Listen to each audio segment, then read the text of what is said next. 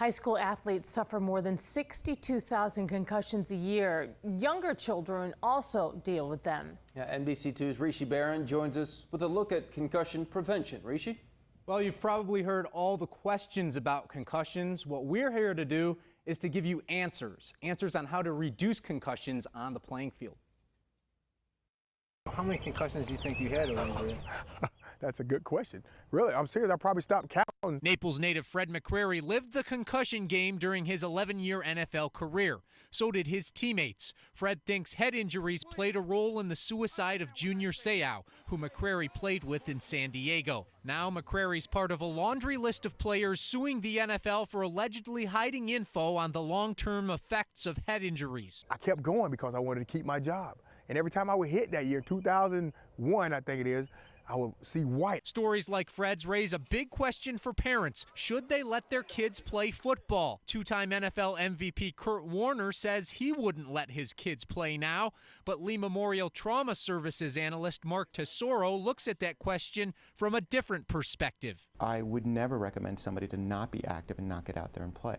I think what we're emphasizing is just making sure that they're done safely. Concussions can cause great long-term harm, psychiatric conditions, dementia, and memory problems. So how can kids avoid them on the playing field? Several ways, in fact. Blocking and tackling correctly is the simplest step to reduce concussions. I think part of it is proper training at a younger age. The fundamentals at a younger age is really key. Another key step, recognizing the symptoms of a concussion. They include headache, balance problems, dizziness, and nausea. Parents and coaches are urged to play it safe if a child has any of these symptoms. The rule of thumb is when in doubt, take them out of the game. That's where the tough guy factor plays in. Players want to prove their grit, show that they'll do anything to help their teams. Unfortunately, that toughness can often lead to danger. If you return to play too quickly, or if you continue to play, you get what's called second impact syndrome. And second impact syndrome really is a second concussion on top of that first concussion. Building a strong support system for kids is also key. The Lee Memorial Health System supports the Stop Sports Injury program, which asks parents, coaches, and players to sign pledges to prevent young athletes from re-entering games after injury. But what about equipment? How can it help reduce concussions? We'll tackle that question and introduce you to a new product that's tailored to reduce helmet-to-helmet impact in the final part of this two-part series tonight after the Olympics. As we learn more about the dangers of concussions, parents worry more about how safe their kids are while playing sports. But a revolutionary new product could ease some of those worries. NBC2's Rishi Barran is here to show us how. Rishi? Peter, on average, children who play football take about 650 hits to the head every season. But to wear one of these during practice could make those hits a lot less dangerous. A critical factor in reducing sports injuries is wearing the right equipment in the right way.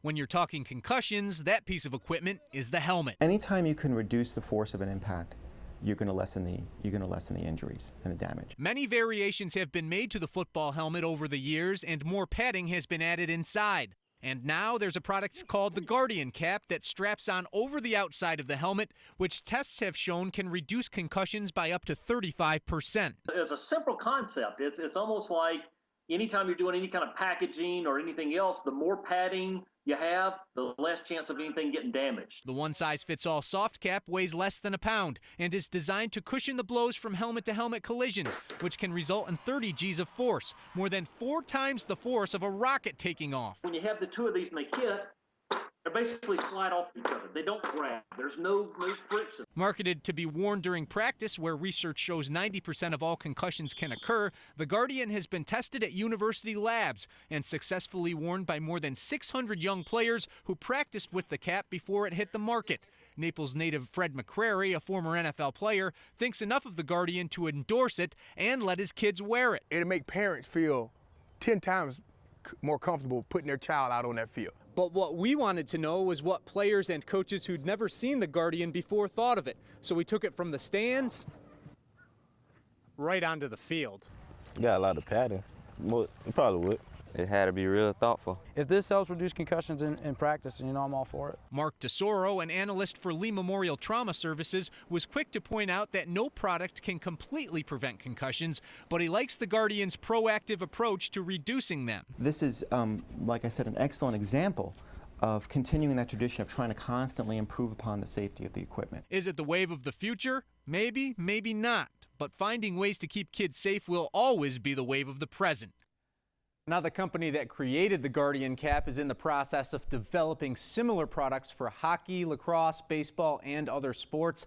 And 5% of all revenues from the Guardian cap will go toward brain research. You can buy one of these for about $70. For more info, you can visit guardiancaps.com. Peter?